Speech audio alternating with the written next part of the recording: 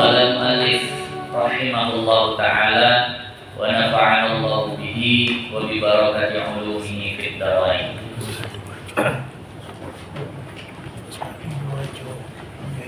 Wa li'ajizin. Yang lalu salat, kita masuk kepada rukun salat yang ketiga ya. Yakni berdiri. Nah, kalau nggak sanggup berdiri bagaimana?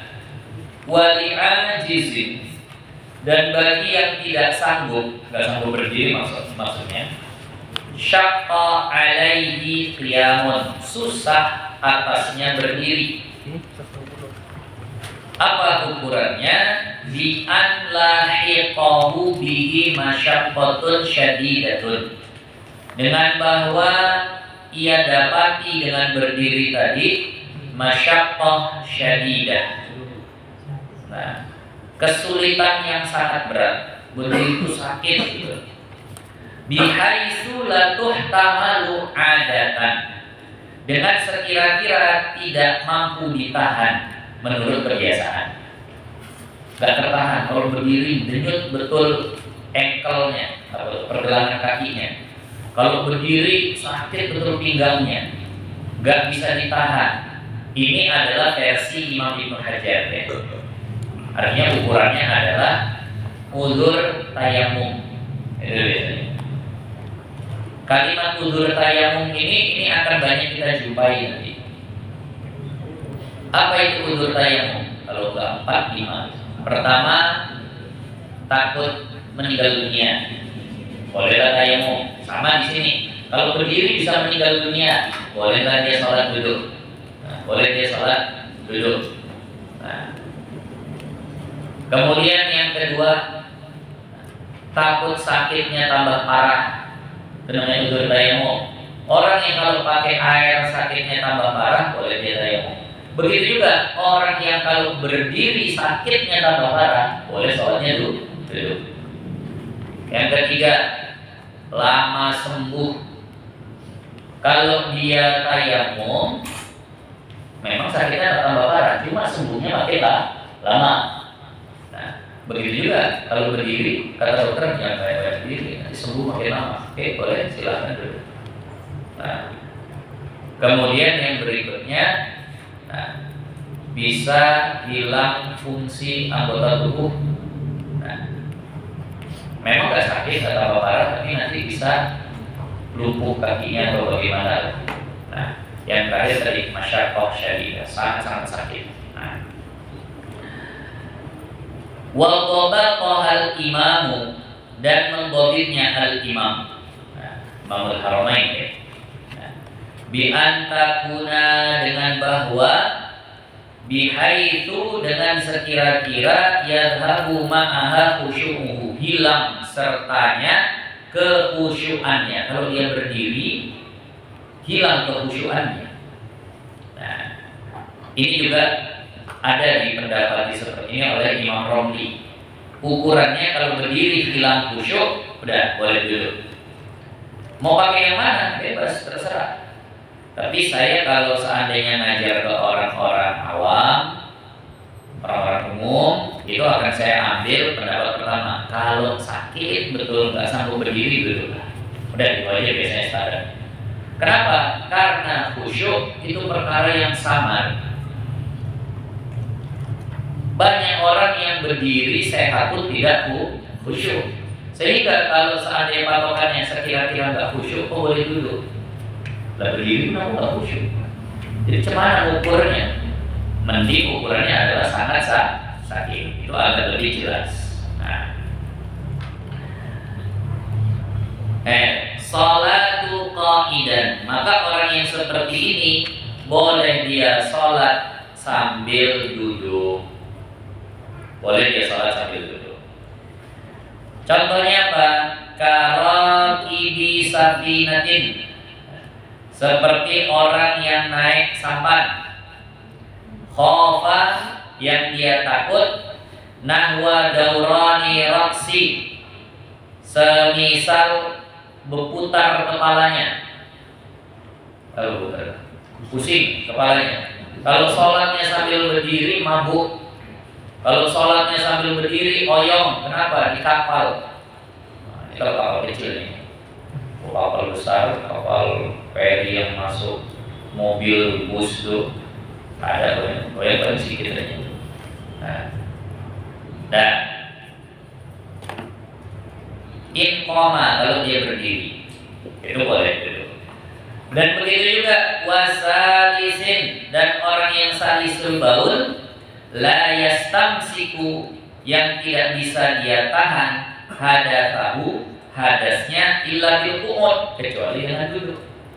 Ada orang salisul baul, kalau dia sholat berdiri netes, tapi kalau sholatnya duduk nggak netes air kencingnya. Itu salisul baul, itu yang terus-menerus menetes air kencingnya. Jadi kalau ditanya, "Gimana aku nih? Aku kalau sholat berdiri netes air kencingku, tapi kalau aku sholatnya sambil duduk tertahan, ya nggak keluar. Bagaimana cara sholatnya sambil duduk?" Nah, sholat tadi. Ini kita lagi cerita tentang sholat tadi.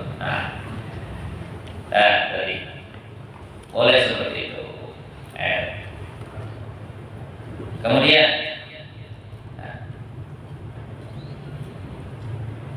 wayan hani, kalau sholatnya duduk gimana? Dan membungkuk al-qa'idu, orang yang sholat duduk, lirruku, untuk rukuknya, bihaitsu, dengan sekira-kira, tuhadi, sejajar, jabhatuhu, keningnya, makut dama rukbatayhi, apa-apa yang bagian depan daripada lututnya. Jadi kalau orang sholat berdiri, itu rukuknya kan minimal tangan ini, roha ini membungkuk sampai bisa nyentuh lutut. Kalau orang duduk gimana? Jangan pakai ukuran itu. Kenapa? Karena lagi duduk pun tegak pun dia bisa nyentuh lutut. Paham maksudnya? Nih, duduk tegak, kesentuh lutut.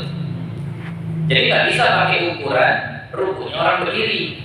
Ukuran rukuknya orang berdiri membungkuk sampai tangan bisa nyentuh lutut. Kalau orang duduk, lagi duduk tegak pun bisa nyentuh lutut. Jadi apa ukurannya? Dia membungkuk sampai kening sejajar dengan ujung lutut. Itulah rukuknya. Allahu Akbar. Nah, kening sejajar ujung lutut. Nah, ini minimalnya ya. Ini minimalnya. Kalau afdolnya bagaimana? Afdolnya itu sampai kening sejajar sama tempat sujud. Ini sholat dulu. Ini berdiri. Ini ganti berdiri ya. Kemudian setelah baca surah, kalau boleh amin, baca surah Allahu Akbar. Ini minimal, kening sejajar ujung lutut. Kalau afdolnya Allahu Akbar. Nah, ini afdolnya. Kening sejajar tempat sujud. Bisa dipahami ya? Nah, itu kalau sholat dulu. Nah, jadi tidak tahu ukuran rukuknya seberapa. Ada yang pernah sholat dulu. Mending sholat sunnah sambil duduk daripada tidak sholat sunnah. Nah, ini kan kayak bagian kopiah, itu tadi tazayyun tadi. Kalau ramai orang sholat ya. Kalau tak ada orang tak sholat. Nah, di rumah tak sholat. Kalau yang utamanya ada kata ya mengangkat. Pokoknya kalau ini mau sejajar tempat sujud pasti terangkat. Gak bisa nggak terangkat, kecuali lehernya panjang. Kalau ini mau sejajar tempat sujud pasti terangkat. Nah, farmon, satu cabangan masalah. Qala syekhuna, berkata guru kami Al-Imam Ibnu Hajar Al-Haytami, yajuzu, boleh, lima rilin, bagi orang yang sakit, amkanahul qiyam, yang memungkinkan dia untuk berdiri, bila masyaqatin, tanpa kesusahan, lau infaroda, kalau dia sholat sendiri, la, tidak bisa dia berdiri, inshallah fi jama'atin, kalau dia sholat dalam jamaah, ila ma'a julusin, kecuali dia pasti akan duduk fi ba'dhiha, di sebagian sholatnya. Apa yang boleh? As-sholatu ma'ahum ma'al julusi fi ba'dhiha, sholat bersama mereka serta duduk di sebagian sholatnya. Kayak mudahin bahasanya. Ini ada orang kakinya sakit, nggak bisa lama berdiri. Kalau dia sholat sendirian di rumahnya, dia yang setel, berdirinya mau berapa lama, rukuknya mau seberapa lama. Kalau dia sholat sendirian di rumah, dari awal sampai akhir, dia bisa sempurnakan rukun berdiri tadi. Paham maksudnya? Tapi kalau dia sholat berjamaah di masjid, kan yang setel imam, pasti nanti ada duduk di sebagian sholatnya. Maksudnya imam baca surahnya mungkin panjang, jadi pasti nanti dia ada duduk di sebagian sholatnya. Mana? Apakah begini? Oh, karena kalau dia sholat sendiri rukunnya bisa sempurna, maka nggak boleh dia untuk sholat berjamaah. Kenapa? Kalau berjamaah rukunnya bisa nggak sempurna? Ternyata tidak. Tetap boleh dia sholat berjamaah, walaupun nanti pasti ada duduk di sebagian sholat berjamaahnya. Bisa dipahami maksudnya? Kalau dia sholat sendiri, full bisa berdiri dan sempurna rukunnya. Kalau dia sholat berjamaah, pasti nanti ada duduknya. Kenapa? Imamnya bacanya panjang. Apakah wajib dia jadi sholat sendiri supaya full rukunnya? Ternyata tidak. Tetap dia boleh sholat berjamaah. Kenapa? Nah, alasannya nanti, di syarahannya dia, alasannya supaya dapat pahala berjamaah.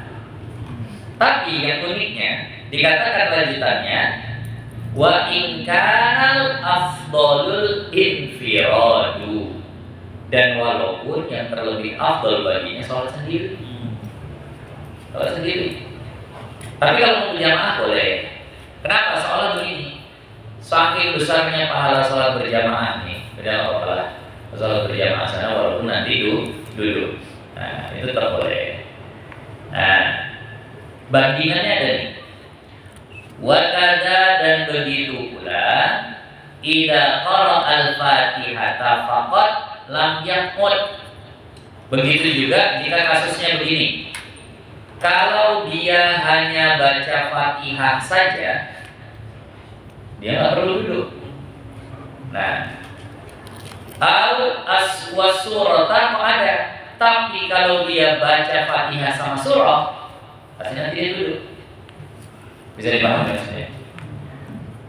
Jazalahu qira'atuha ma'al qu'ud, maka tetap boleh dia baca surah walaupun nanti sambil duduk. Kakiku ini sakit, paling bisa aku berdiri setengah menit. Setengah menit itu cuma cukup untuk baca Fatihah.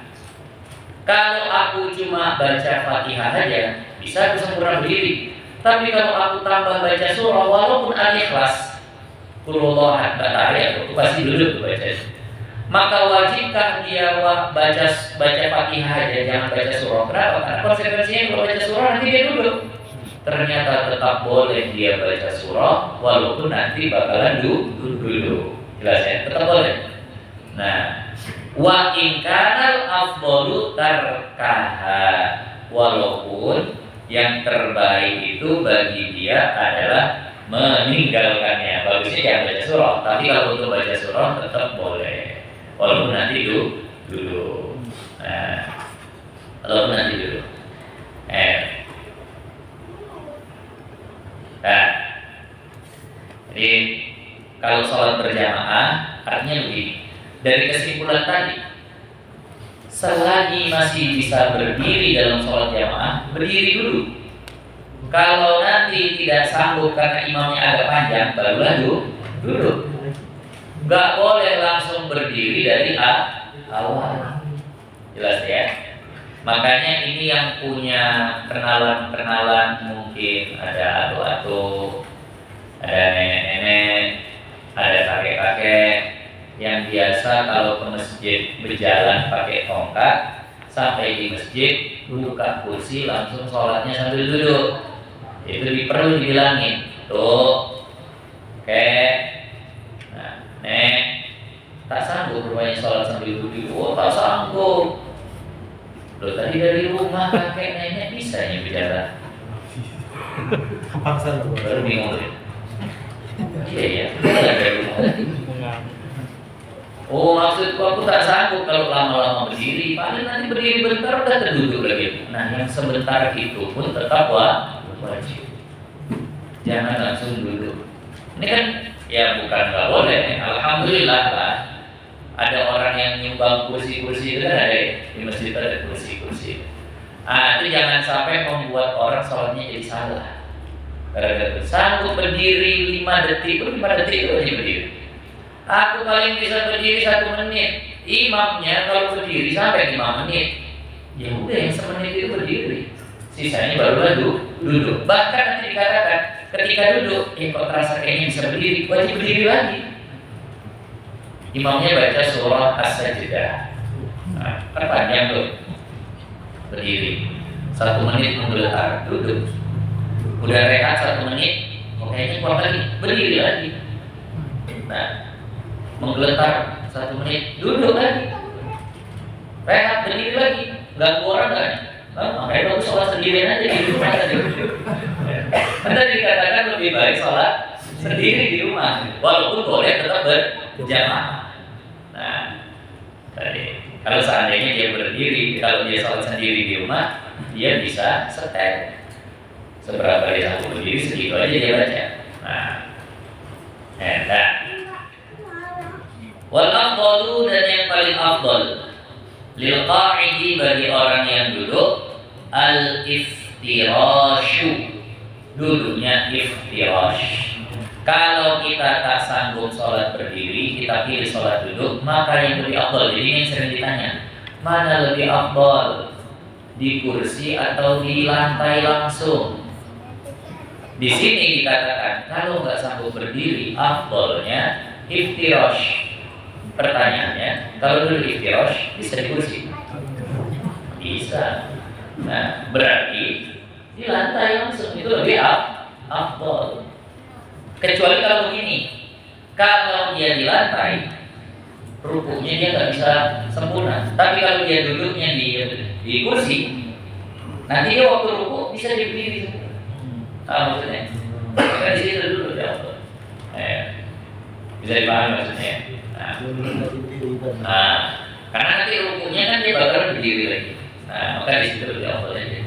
Tapi kalau sama aja, maka lebih afdalnya dia di lantai iftirash. Nah, kalau nggak bisa iftirash ataupun males iftirash, karena ini pilihan, bukan urutan ya, ini pilihan aja. Kalau dia nggak mau iftirash, summat tarabbuh, maka kemudian bersila. Ini pilihan kedua, iftirash. Bersila ya. Nah, tapi sebenarnya nggak payah. Nah, summat tawarruk. Nah, kalau dia nggak mau bersila, maka barulah tawarruk. Tawarruk ya. Nah, jadi iftirash. Jadi iftirash ini adalah duduk yang paling afdal. Nah, ini duduk yang paling afdal. Kalau di Hasyiah I'anatul Talibinnya di sini, kenapa dikatakan duduk iftirash itu paling afdal? Nah, karena dikatakan bahwasannya duduk iftirash itu adalah julusul ibadah. Itu adalah duduk untuk ibadah. Nah, itu duduk untuk ibadah. Nah, fa'in ajaza, kalau seandainya duduk pun tak bisa. Fa'in ajaza anis salati qa'idan, kalau dia tak bisa salat sambil duduk, shalat muttaji'an ala jambihi, maka dia salat berbaring miring di atas lambungnya, di atas lambung kanan atau kirinya. Nah, ini berdasarkan kepada hadis yang disampaikan Rasulullah kepada Sayyidina Imran bin Husain. Allahumma qina fitin, Allahumma qfir lana dzunubana. Sayyidina Imran bin Husain ini, kalau namanya disebut, kita dianjurkan untuk berdoa, karena beliau ini orang yang mustajab doanya. Sehingga kalau namanya disebut, berdoa aja, mudah-mudahan kepercikan diijabah doa. Bahkan di Hasyiah sini Itu kan kalau disebut nama ulama biasanya gimana? Radhiyallahu anhu gitu aja ya. Kalau kita Sayyidina Abu Bakar Siddiq radhiyallahu anhu, di hasyiahnya Anatul Talibin ini kan dikatakan, nah, Annahu sallallahu alaihi wasallam, bahwasanya Nabi sallallahu alaihi wasallam qala li Imran bin Husain radhiyallahu anhuma wa anna. Ada ditambahin. Ini khusus kayaknya kepada beliau. Kalau biasa kalau sahabat disebut namanya radhiyallahu anhu, di sini ditambah wa anna. Semoga Allah meridhoinya dan meridhoi kami. Nah, jadi sunnah kalau ketika atau dianjurkan ketika mendengar nama Sayyidina Imran bin Husain itu untuk berdoa. Apa kata Rasulullah? Wa kana bihi bawasir. Sayyidina Imran bin Husain saat itu kena penyakit wasir. Agak payah, wasirnya itu agak cukup parah, sampai netes darahnya. Jadi payah. Jadi beliau nanya bagaimana cara sholatnya. Kata Rasulullah, sholli qa'iman, sholatlah dalam keadaan berdiri. Fa'ilah tasta'iti, kalau nggak sanggup faqa'idan, maka sholatlah sambil duduk. Fa'ilah tasta'iti fa'ala jambin, kalau seandainya nggak sanggup juga berbaring miringlah. Nah, saya bilang Imran bin Husain kena penyakit bawasir, ambeien. Penyakit wasir itu adalah penyakit ambeien. Istimewanya Sayyidina Imran bin Husain ini, itu selama beliau sakit, beliau itu dapat salam dari malaikat. Dengar salamnya, Assalamualaikum ya Imran. Kita lagi duduk gini, tiba-tiba ada suara Assalamualaikum ya Imran. Kok bisa tahu? Sayyidina Imran yang bilang kepada seorang sahabat, tapi pesannya gini, aku sering kali dengar salam dari malaikat, tapi tolong jangan kasih tahu orang lain. Ini cerita hanya untukmu. Kalau kau menceritakan ke orang lain, nanti ibu aku mati. Kenapa? Takut ria, takut sum'ah. Nah, jadi yang punya amalan-amalan baik, nggak apa-apa ceritain sama orang terpercaya. Nah, tapi bilang jangan kau ceritakan ke orang lain, sama istri. Misal gitu, ini sedekah apa segala macam, Pak. Karena abang yang bangun masjid itu, jangan cerita-ceritakan sama orang. Kalau kau ingin ceritakan, nanti ibu aku udah mati. Nah, itulah bagaimana takutnya orang-orang dulu kebaikannya diketahui orang, karena bisa sum'ah, bisa ria. Ya Allah. Jadi nanti kalau mau posting di Facebook, mati. Mana maksudnya? Mati ya di posting. Gila. Gak apa-apa gitu. Bongkar semua kebaikan orang itu setelah dia wafat pun apa-apa. Bongkar semuanya. Kenapa? Karena udah gak ada masalah ria ini itu sama dia setelah wafat pun gak ada. Nah, kan terputus. Nah, dia dengan hal-hal yang seperti itu udah putus. Kalau masih hidup ini udah sembunyi, nah itu kebaikan-kebaikan. Makin banyak kebaikan yang tersembunyi, nah itu makin banyaklah diterima amal. Nah, kalau sebagai ulama itu bilang, makin tersembunyi amalmu, makin besar kemungkinan diterimanya. Disembunyikan. Nah, lalu setelah beliau wafat baru diceritakan bahwa beliau itu dapat salam dari malaikat selama sakitnya. Sempat hilang itu salam. Kapan? Ketika beliau sembuh. Beliau minta sembuh sama Allah, disembuhin. Nah, waktu udah sembuh dari penyakitnya, nggak dengar lagi salam dari para malaikat. Akhirnya beliau merasa, oh gara-gara aku udah sembuh nih. Maka beliau pingin sakitnya balik. Kenapa? Karena pingin dapat salam dari malaikat. Ternyata lebih sakit merindukan salam dari para malaikat daripada menahan pasirnya. Balik lagi penyakitnya, balik lagi salamnya, dari dapat salam lagi dari para malaikat. Sayyidina Imran bin Husain. Nah, itu hadisnya yang menunjukkan bolehnya sholat duduk dan berbaring miring. Nah, mustaqbilan lil qiblati, menghadap bagi kiblat. Kalau sholatnya miring, ngadep kiblatnya gimana? Biwajhihi, dengan wajahnya, wa muqaddami badanihi, dan bagian depan badannya. Nah, itu caranya. Kalau sholatnya berbaring miring, ngadep kiblat dengan wajah dan bagian depan badannya. Kalau sholat berdiri dan duduk, ngadep kiblatnya dengan apa? Dengan dadanya. Tapi ini ngadep kiblat dengan dada, itu ketika berdiri dan duduk. Kalau ketika rukuk dan sujud itu dengan arah badannya, gitu ya, dengan arah badannya. Nah, jangan sampai nanti bingung. Semalam ngaji katanya kalau sholat berdiri wajib ngadep kiblat pakai dada. Ketika rukuk bingung, karena ketika rukuk dadanya ada lantai, gimana nih? Nah, kalau ketika rukuk dan sujud itu sholatnya menghadap kiblatnya dengan arah badan, arahnya kemana? Situlah berarti menghadap. Nah, wayukrahu dan dimakruhkan alal jambil aisari bila udrik. Kalau dia miring menghadap kiblatnya miring ke kiri tanpa ada udzur. Karena ada kiblat ini bisa miring kanan, bisa miring kiri. Kalau sana kiblat, kalau kepalanya di sana berarti miring kanan. Kalau kepalanya sini berarti miring kiri. Dua-duanya boleh kalau untuk sholat, boleh. Tapi kalau miring kiri tanpa udzur itu makruh.